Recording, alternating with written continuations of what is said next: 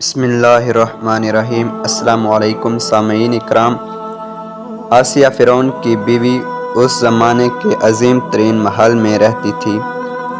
اس کے پاس بے شمار نوکر اور کنیزیں تھیں اور اس کی زندگی آزائشوں سے بھری ہوئی تھی، اور اس کا شوہر فرعون ایک ظالم اور جابر حکمران تھا جس نے خود کو لوگوں کا خدا بنا لیا تھا اور دعویٰ کیا تھا، میں تمہارا سب سے بڑا رب ہوں۔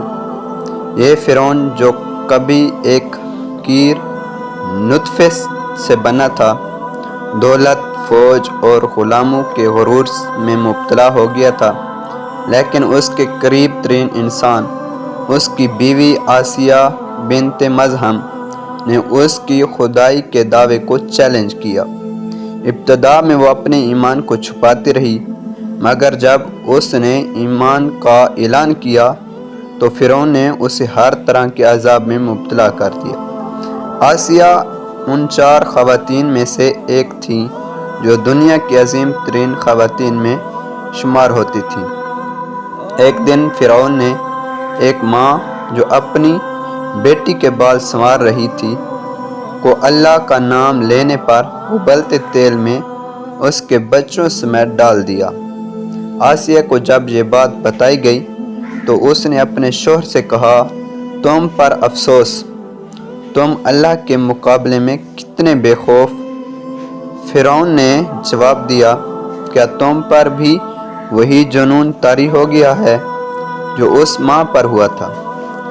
آسیہ نے جواب دیا، نہیں، مجھے کوئی جنون نہیں، لیکن میں اللہ رب العالمین پر ایمان لے آئی ہوں۔ فرعون نے آسیہ کی ماں کو بلایا اور کہا، تمہاری بیٹی پر بھی وہی جنون طاری ہو گیا ہے جو ماں پر تھا۔ اس نے قسم کھائی کہ یا تو وہ اپنے ایمان سے پلٹے گی یا موت کو قبول کرے گی۔ آسیہ کی ماں نے اس سے کہا کہ وہ فرعون کی بات مان لے، مگر آسیہ نے صاف انکار کر دیا۔ یہ تھا اس کا عزم، اس نے طاقت اور جبر کے آگے سر نہ جھکایا۔ جب فرعون نے دیکھا کہ آسیہ اپنے ایمان سے پیچھے نہیں ہٹے گی تو اس نے اسے صحرا میں لے جا کر 4 کانٹوں کے درمیان باندھ دیا بغیر کھانے پینے کے اور اسے 3 دن تک تپتی دھوپ میں چھوڑ دیا۔ پہلے دن فرعون آیا اور اس سے پوچھا، کیا تم پلٹتی ہو؟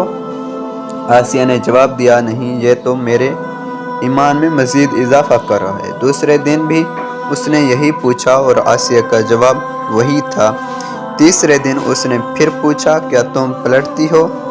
آسیہ نے کہا، میں پلٹنے والی نہیں ہوں۔ فرعون نے حکم دیا کہ ایک بڑی چٹان کو اٹھا کر اس کے اوپر پھینکا جائے، اگر وہ اپنے ایمان سے پلٹ آئے تو اسے زندہ چھوڑا جائے، ورنہ اسے قتل کر دیا جائے۔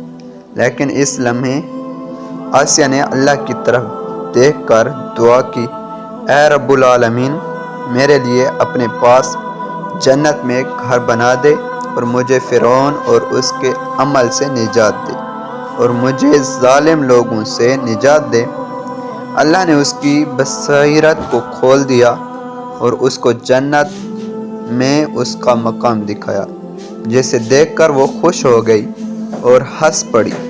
فرعون اور اس کے ساتھی حیران تھے کہ وہ کیوں ہنس رہی ہے جبکہ اسے عذاب دیا جا رہا ہے۔ اللہ نے اس کی روح کو جنت میں منتقل کر دیا اور جب چٹان اس کے جسم پر گری تو وہ درد محسوس نہ کر سکی، کیونکہ اس کی روح پہلے ہی جنت میں جا چکی تھی۔ اللہ آسیہ سے راضی ہو گیا اور اس کا مقام جنت میں مقرر کر دیا۔